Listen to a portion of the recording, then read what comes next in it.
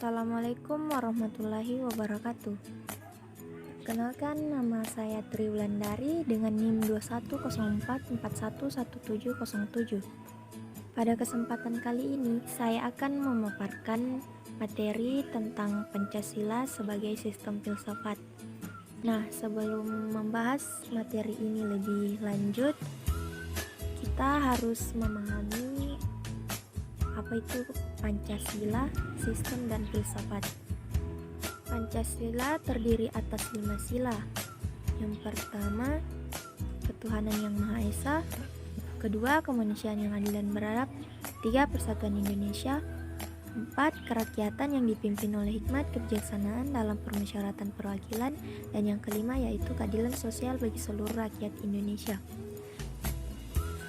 Kemudian sistem yaitu himpunan suatu unsur atau elemen yang saling berhubungan, saling tergantung satu sama lain dan terpadu.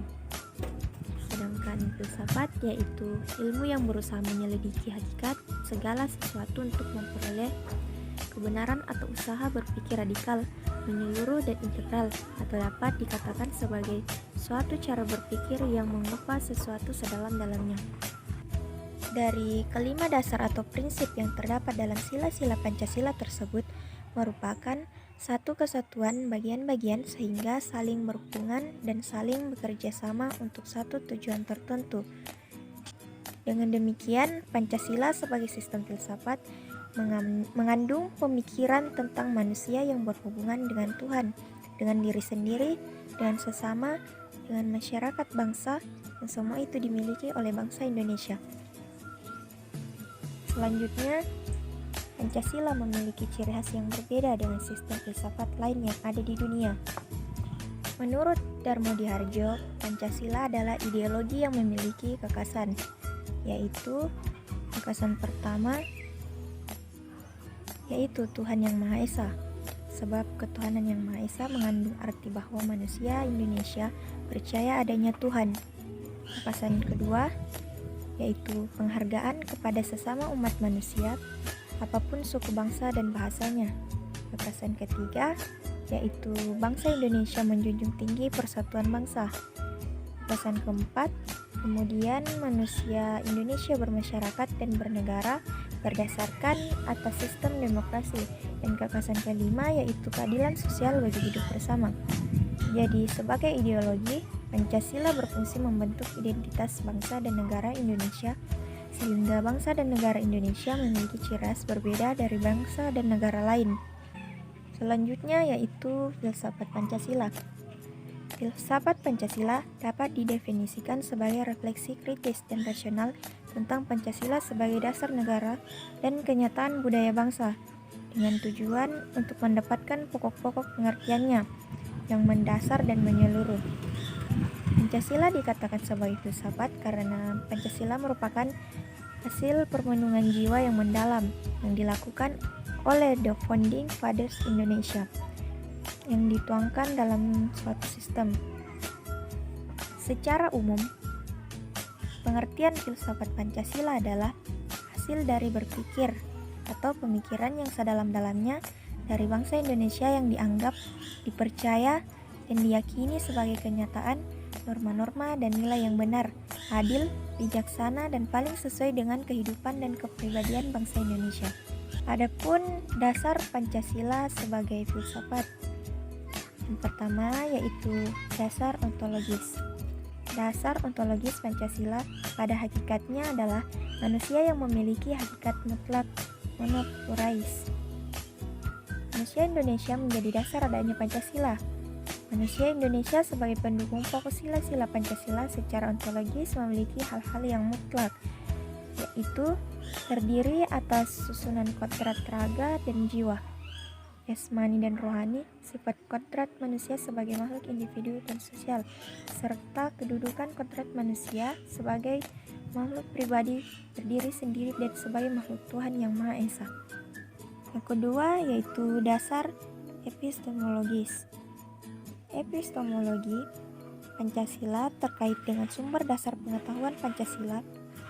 Pancasila itu lahir sebagai respon atau jawaban atas keadaan yang terjadi dan dialami masyarakat bangsa Indonesia dan sekaligus merupakan harapan.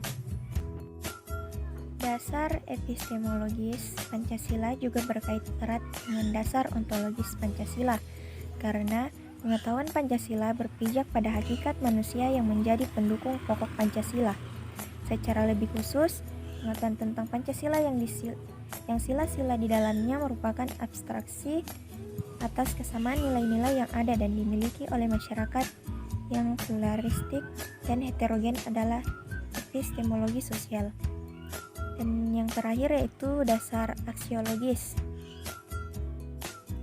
Aksiologis terkait erat dengan penilaian atas nilai. Pancasila mengandung nilai baik intrinsik maupun ekstrinsik atau instrumental. Rasa nilai yang melekat dalam Pancasila sebagai nilai intrinsik terletak pada diakuinya nilai-nilai ketuhanan, kemanusiaan, persatuan, kerakyatan, dan keadilan sosial sebagai satu kesatuan. Nilai-nilai keutuhan, kemanusiaan, persatuan, kerakyatan, dan keadilan memiliki sifat umum atau universal. Karena sifatnya yang universal, maka nilai-nilai itu tidak hanya milik manusia Indonesia, melainkan manusia seluruh dunia. Pancasila sebagai nilai instrumental mengandung imperatif dan menjadi arah bahwa dalam proses mewujudkan cita-cita negara bangsa seharusnya menyesuaikan dengan sifat-sifat yang ada dalam nilai ketuhanan, kemanusiaan, persatuan, kerakyatan, dan keadilan sosial. Selanjutnya yaitu hakikat sila-sila Pancasila. Yang pertama yaitu kesatuan sila-sila Pancasila dalam struktur yang bersifat hierarkis dan berbentuk piramidal. Dalam susunan hierarkis dan piramidal, sila ketuhanan yang Maha Esa menjadi basis kemanusiaan, persatuan Indonesia, kerakyatan, dan keadilan sosial. Sebaliknya, ketuhanan yang Maha Esa adalah ketuhanan yang berkemanusiaan, yang membangun, memelihara, dan mengembangkan persatuan Indonesia yang berkerakyatan dan berkeadilan sosial. Demikian selanjutnya, sehingga tiap-tiap sila di dalamnya mengandung sila-sila lainnya. Yang kedua yaitu hubungan kesatuan sila-sila Pancasila yang saling mengisi dan saling mengkualifikasi. Adapun kesatuan sila-sila Pancasila yang saling mengisi dan saling mengkualifikasi yaitu sila pertama, ketuhanan yang Maha Esa adalah ketuhanan yang berkemanusiaan, yang adil dan beradab, yang berpersatuan Indonesia, yang berkerakyatan, yang dipimpin oleh hikmat kebijaksanaan dalam permusyawaratan perwakilan, yang berkeadilan sosial bagi seluruh rakyat Indonesia.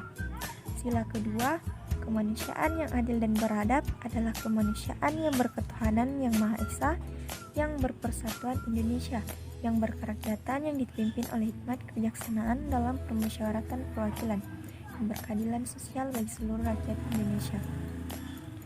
Sila yang ketiga, persatuan Indonesia adalah persatuan yang berketuhanan yang Maha Esa, berkemanusiaan yang adil dan beradab, yang berkerakyatan, yang dipimpin oleh hikmat kebijaksanaan dalam permusyawaratan perwakilan, yang berkeadilan sosial bagi seluruh rakyat Indonesia.